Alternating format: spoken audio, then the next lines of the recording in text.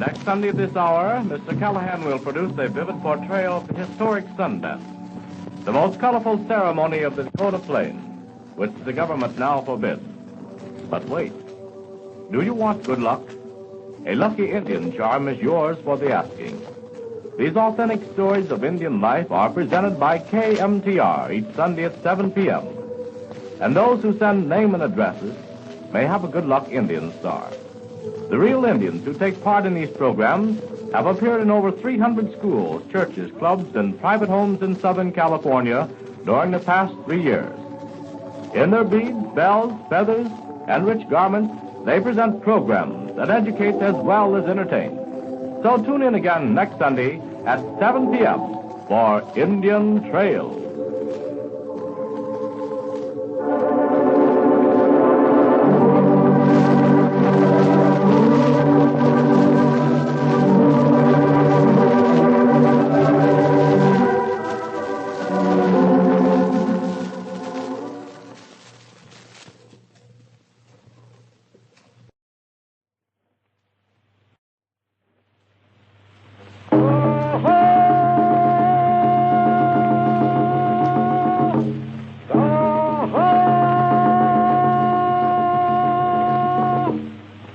Santa Fe Trail.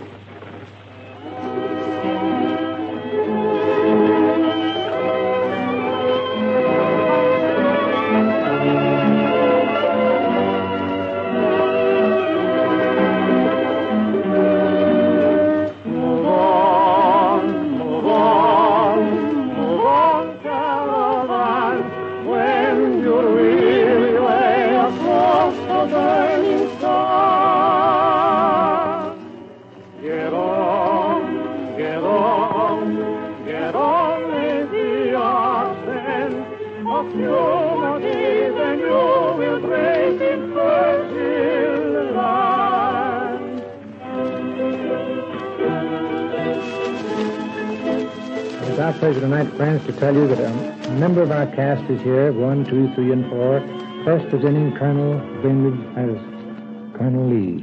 Mr. Callahan, it's a pleasure, I'm sure, to take part in these historical sketches of yours. And Miss Neoma Hart. I find that the study of the Santa Fe Trail makes me blush at the hardships of today. Ironize Cherokee of the Indian Caller. Wanashka Harako. And Miss Marjorie Bainbridge, who takes the part of Nancy. Good evening.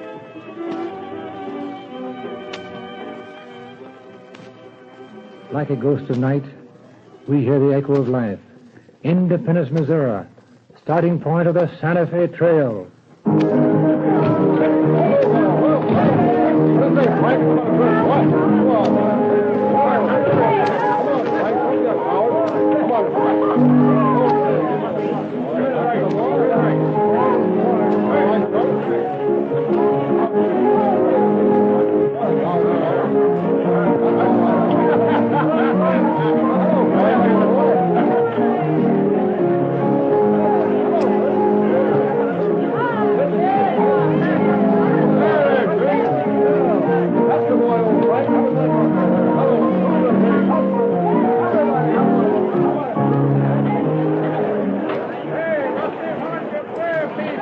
Come on, Rusty, give it to her.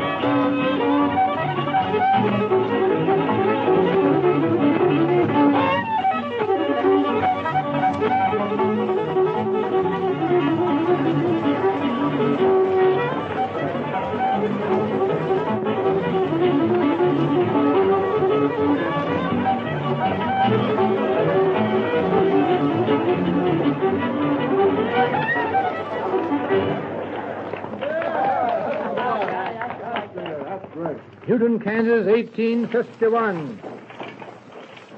Money won't buy happiness, Henry. All this talk about golden wagons and golden shoes is crazy talk. Yes, and the country's full of outlaws and wild Indians.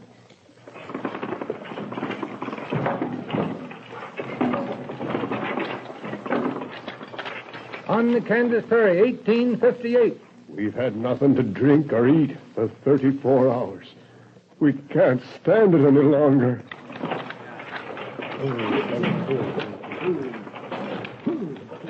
Near Trinidad, Colorado, 2 years later.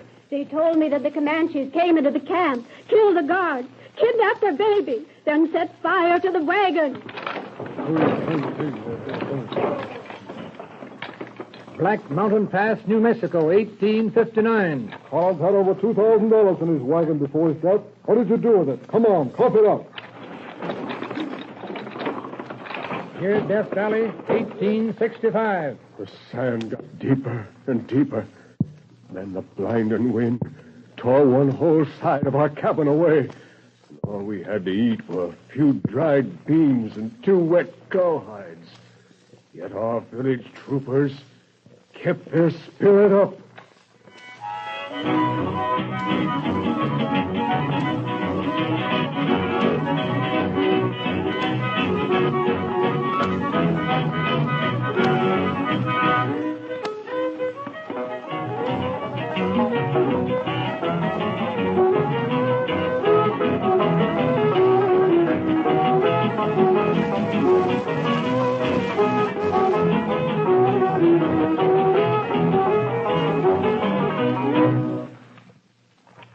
The Kansas Plain, 1867.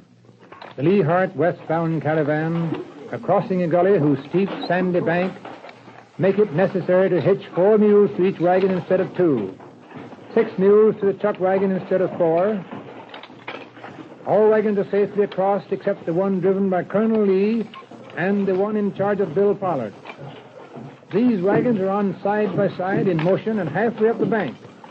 One mule attached to the Lee wagon swings out too far, his forefoot becoming entangled in the harness of the Pollard team. It would take only a moment of patience to unhitch the harness and untangle the animal. So let's see what happens when Pollard would not control his temper. Say, what the devil are you trying to do, Colonel? I couldn't help it, Bill. You had better stick to some scavenger job back in Tennessee. You're not fit to drive a team. Oh, that's all right, Bill. Loosen the single tree and he'll get back into his own harness. I'll show that lazy mule how to get back. Take that, and that. Here, Bill. Hold on there. Cussing and beating that mule won't help matters any. Who asked you to butt in here? Stop beating them mules, I tell you. You're making things worse. Leave me alone, Lee, or I'll knock you out of that wagon. That won't help any either. Let's get the teams untangled. We can settle personal matters on top of the hill. Get back in your own wagon. This is no place to fight, Bill. Let's think of the women and children. We've got a long way to go before we get to water. Now be still a moment. I'll unhook the chain. I'll settle with you right now. Take that, you cur. And that. Look out, Bill! He's got a knife! Oh, I'm sorry. It was either me or him. Oh, Daddy, he's badly cut. Some water, a cloth. Please hurry. You'll hang for that, you murderer. Oh, do you know what you're doing, then? Have you no mercy? Hanging is too good for the devil. Let's banish him from the caravan. One tragedy is enough. Killing won't right a wrong. Oh, come on, Dad. Why don't you say something? Talk. Oh, please, talk. What good would it do to talk now? The crowd's against me. They didn't see Bill knock me down with that bullwhip. I got up. He hit me with a gun and started to shoot. What else could I do? Oh, pray, Daddy, pray. God will help you. He must help. Oh, he will help. Oh, you call yourselves men. You talk of being brave. You saw Daddy trying to help Bill. Oh, God, make these men understand. Well, folks, we was a bit hasty. But what's your verdict? Send him away without gun, blanket of food. Make him live with the roving wolves and badgers. Oh, Daddy, they're going to let you go. I'd sooner be hanged. What chance has a man got out here? 400 miles from any house. No food, no gun, not even a blanket. No, let them kill me. Keep your courage, Daddy. Where there's hope, there's a way. No, there's no use. Only an animal could survive out here. Hurry up, Daddy. Go before they change their minds. Just keep your eye on the wagon. Now go. Please go. All right. Oh, it's hard to leave. Only God knows what it means to me, but I'm going. You bet you better go. Get going before we change our mind. Goodbye, Mother. Nancy. Little sis. So long, buddy.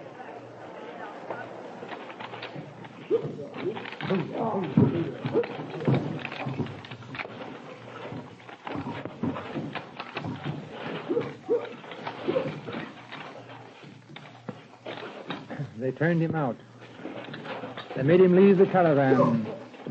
A cruel but sweet revenge to those who wanted Lee out of the way.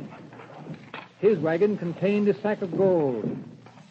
No relative among the crowd to protect the family. The day went by, night came. Then over the lonely volcanic plain, devoid of house, came a night call no traveler can ever forget.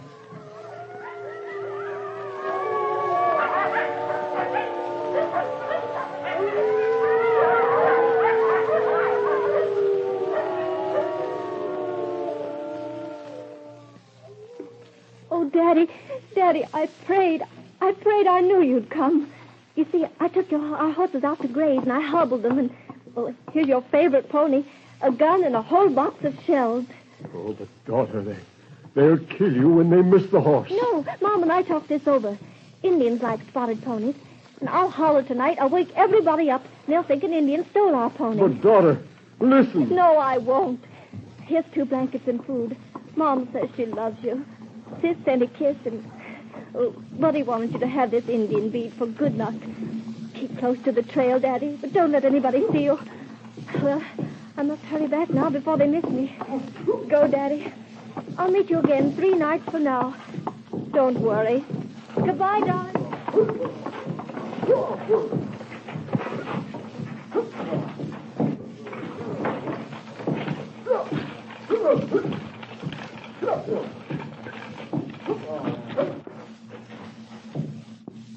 Dawn broke, and the caravan moved away, no one thinking of contact with Colonel Lee.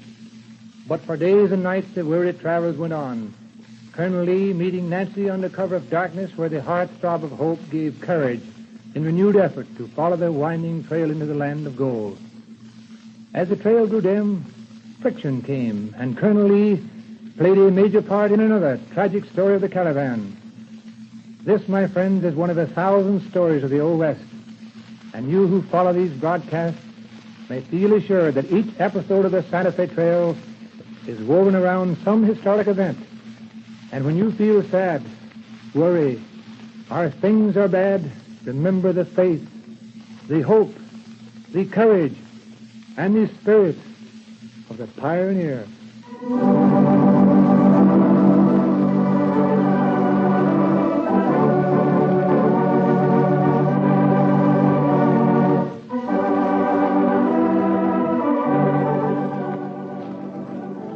You have been listening to the 5th episode of Pioneer Life in the Old Santa Fe Trail. Ensuing stories embrace a series of adventure with trappers, traders, outlaws, men of courage enduring. Stories of the winding trail on which the immortal deeds of pioneers made American history. Stories by Robert E. Callahan, the builder of Mission Village, 5675 West Washington, the author of many books on Indian life, and whose cast embraces well-known artists from stage and screen. So tune in again next Sunday for another episode of the Santa Fe Trail. Santa Fe Trail. Santa Fe Trail. Santa Fe Trail. Santa Fe Trail. Santa Fe Trail. Santa Fe Trail. Santa Fe Trail.